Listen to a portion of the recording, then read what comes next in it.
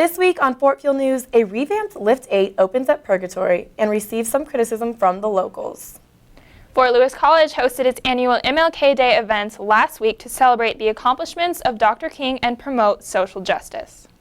Durango sends it back to the 80s with annual Snowdown events.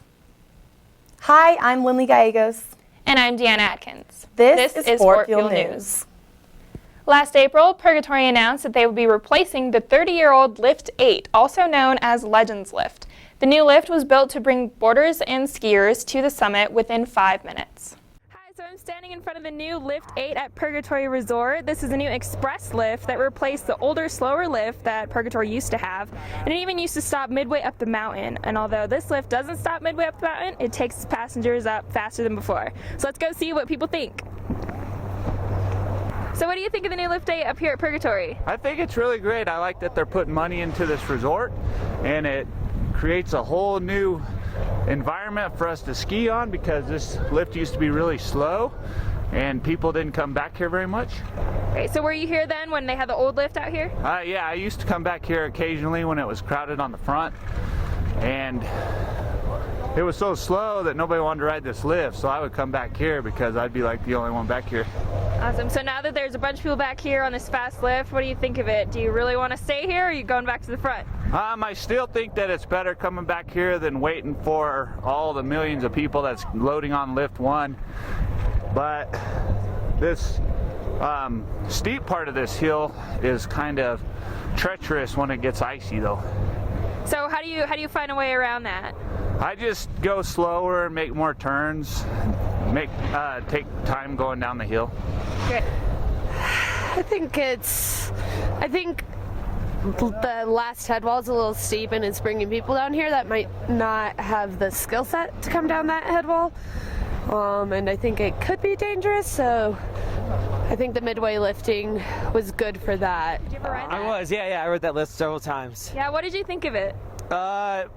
It was good. It spread people out a little bit more, but my legs are usually asleep by the time I got to the top, so that's kind of nice with the change. Nice. Every year on the third Monday of January, we celebrate the life and accomplishments of Dr. Martin Luther King Jr.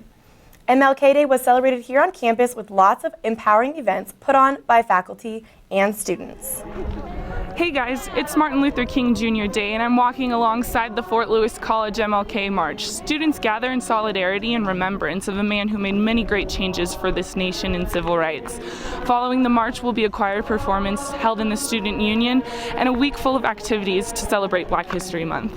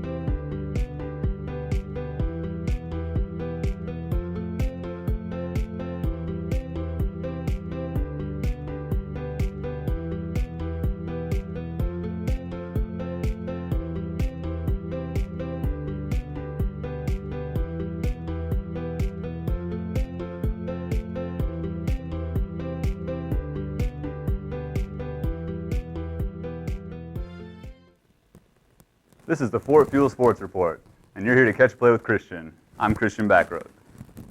This weekend, the Lady Skyhawks beat Western New Mexico 92-68, shooting 53% from both the floor and beyond the arc.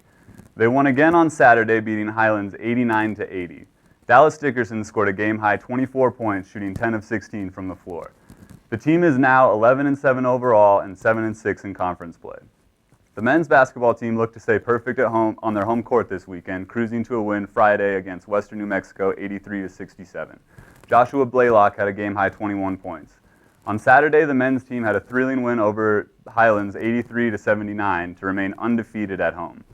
This win places them in a tie with New Mexico Highlands for the first place in the RMAC with a 15-3 overall record.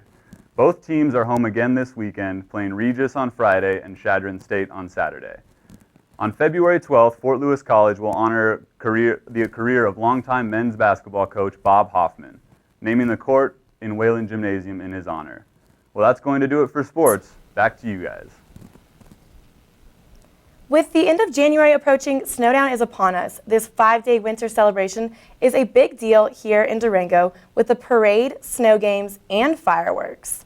This year's theme is back to the 80s. So Deanna, what are you going to be wearing this weekend? I'm going to pull out those bright purple tights and some leg warmers, put my hair up in a little scrunchie. Definitely. I think I have some metallic blue.